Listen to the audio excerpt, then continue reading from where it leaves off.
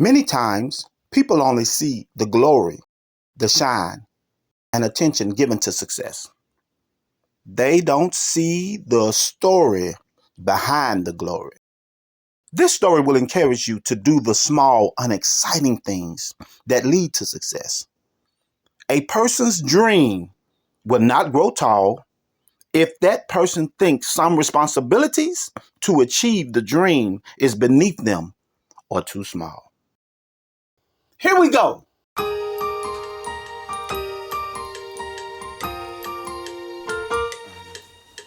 Where do you wanna go? Tell us so we know. What do you wanna be? A bird that's flying free. How far do you wanna run? Maybe we'll jump and touch the sun. The imagination, imagination, imagination address. using your imagination. Go where you wanna go. Using your imagination. Learn things that you should know.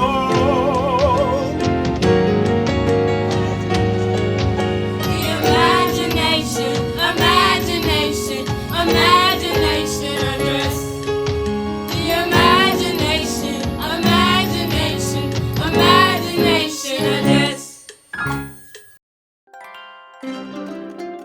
Hello. Welcome to the Imagination Address News.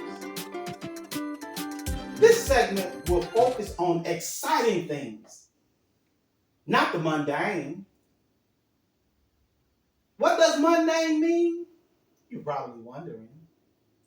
Mundane means ordinary, lacking excitement, boring. We're going to be talking to exciting people with exciting jobs.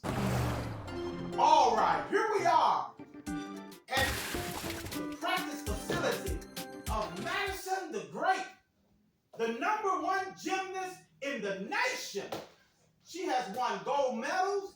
She is absolutely magnificent. Thank you today for giving us time. Let me put a microphone on you. Let me give you 2 microphones because we really want to hear this. So, Miss Madison the Great, we're doing a segment on the news about people with exciting lives. Your life is so exciting. I saw you in the Olympics. I see you winning all these competitions. Your life is always exciting, isn't it? It's been like this ever since you can remember, right? It hasn't been like that. I'll tell you the story. First, when I was in elementary, I was working hard in school, but I also wanted to be a gymnast at the same time.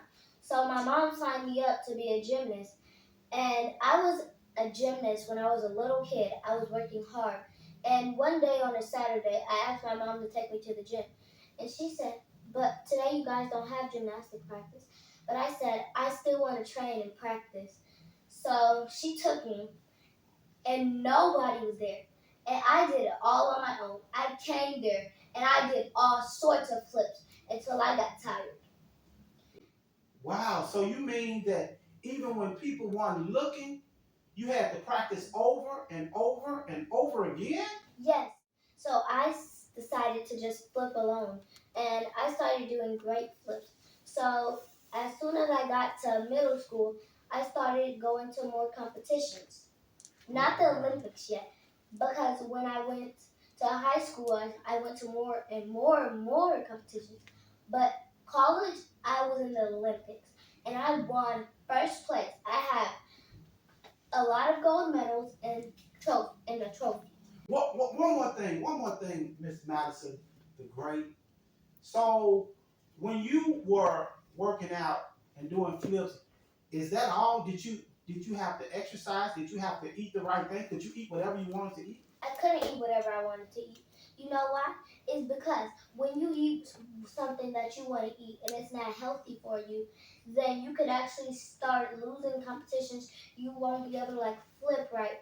See, like me, I when I was younger, I didn't like to eat what they told me to eat, the gymnastics people. And They said I might be kicked off if I don't eat right. So when I wasn't eating right, they almost kicked me off. So I started eating right. Wow, this is an amazing story. So you can't get to being the greatest gymnast in the world without doing mundane, without doing every day, without doing tasks that a lot of people would say that's not exciting. That in order to get to the greatness, you have to do those type things, huh? Yes, and also I exercise. I exercise until my bones hurt because that's what gymnasts have to do. Wow. Well, here you go. Look at these gold medals you won and this trophy. You're the number one gymnast in the world. And we just want to say, I just want to say, from the Imagination Address News, thank you. And I thank you for letting me and allowing me to be here today to get interviewed. All right, thank you. Goodbye. Bye-bye. We're back. The Imagination Address News. We're continuing the segment of interviewing exciting people. We're here with Jewel the Jewel. She is the world-renowned artist. She paints, she do sculptures, she does so many things. She also won the Nobel Prize.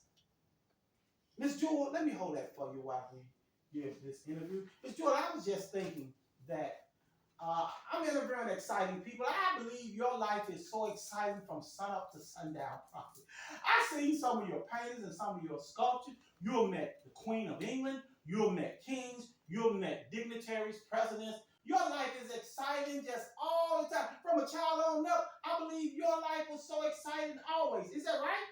Oh, I wish it was, but it's not. But I chose to do what I love, so it's never really boring to me. But I've always had to practice over and over and over again. There are so many artworks I have had to start over on. And on top of all of that, the subject that really helps me in this, surprisingly, was math. I've had to learn my shapes, my angles. It really helps me draw things better. So, Miss Jewel, you mean to tell me the children in elementary school, that's like, I don't want to learn that math. Who needs to know what a circle and a triangle is? From way back then, that's helping you right now? It has. It's helped me move on forward. I really used to hate angles, but I realized that they have helped me become a better artist. They have helped me draw different perspectives in what I need to do. Wow. So I'm learning something here. Just like with Madison the Great, what some people may consider boring, like reading, writing, learning math, learning different shapes, that's very important. You have to learn what people think is boring in order to get to the greatness of where you are today. And that is exactly correct. And I draw because I love to do it. I love giving back to my community. It's just what I do. And I do have something to say to our young viewers out there, no matter how young or old. Millionaires won't judge you for trying to start a company. They won't. Artists won't judge you for trying to learn how to draw. Teachers won't judge you for trying to learn. It's always the people doing nothing that try to put you down. And don't you ever let them succeed. Wow. Miss Jewel, thank you so much. So you're so great because of the work you do when people not watching, not just when people are watching. Exactly. I wish it was just easy as rolling out of the bed and being a great artist, but it's not like that. You've got to take time. Even some of my most famous pieces, I have had to start over again and again and again. Wow. Thank you so much, Miss Jewel. Again, I just want the world to see that you are definitely a Nobel Prize winner. You are known throughout the world, and you still had the time to talk to us today. Thank you, Miss Jewel. You're welcome. Until next time, bye guys. We're back. The Imagination Address News. We talked to Madison the Great gymnast who's won. Jewel the world-renowned artist was also wonderful. Now we're here to interview Matt the Magnificent, the greatest and number one basketball player in the world. Here he comes. Let me hold that ball for you, Mr. Magnificent. Let me give you a microphone. Mr. Magnificent, Mac the Magnificent. I just want them to show this. I just want to show this. You are a wonderful basketball player. You won the last All-Star game, and you also was the MVP of the All-Star game. Mr. Magnificent, we are interviewing people who have exciting lives. I see how you dribble that ball. I see how you shoot. I see how you win championships. I see how people be cheering. Your life is exciting as soon as you get out of bed. I bet it's been exciting like this as far as you can remember, right? Oh, no, sir. I mean, it sounds amazing. I love being here, but it came with a cost. It was hard work. I wasn't always Mac the Magnificent. Matter of fact, I lost half of my games when I was young. Wow. I had to really train and put in the hard work. Also, a subject that helped me really much was physics.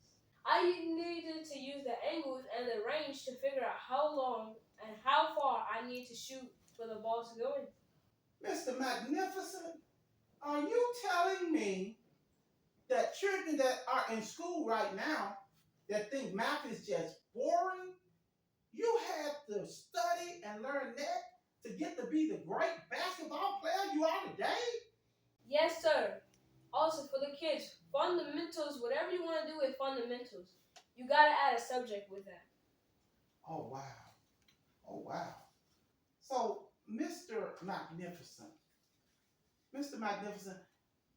so you telling me you do a lot of practicing with nobody else around to see you in an empty gym? Yes, sir. Oh, wow. You know what? I think I gave some bad information, Mr. Magnificent. I talked about the mundane, about the boring, but I see you can't reach greatness unless you, like you said, focus on the fundamentals. Focus on what people think are boring, huh? Yes, sir. You got to have success. You got to have the mundane before you get success. So, Mr. Magnificent, one last question. Since you did all of them, you was in elementary school, you don't have to worry about that stuff now, huh? You don't need practice anymore? No, that's not the key. I still have to practice. I'll miss a bunch of shots if I don't practice. Practice makes perfect. Wow. So, if I was a child, and I think once I get out of school, I can forget all that stuff. I don't even have to learn that stuff. That what you learn in elementary school and being focused helps you to be the man you are today. Yes, sir. Oh, Mr. Magnificent. Thank you so much. I just want people to see one more time. This is the reigning MVP. As a matter of fact, this is second year in a row winning it. Mr. Magnificent, thank you so much. Let me give you your ball back, and maybe you could show just a few moves for us. Okay.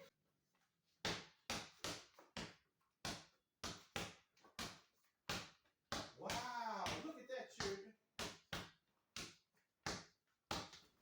All right, thank you, Mr. Magnificent. It's been a great pleasure interviewing you. This is the Imagination Address News. Thank you all that stayed and watched this program with us.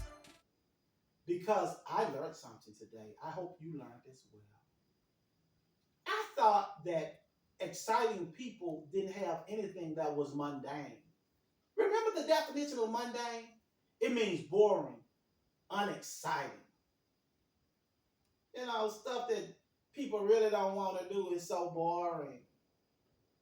But I found out that they got to be as great as they are because they focus on what people would call mundane, would call boring. They dedicated themselves to it. The jewel told me she had to learn angles.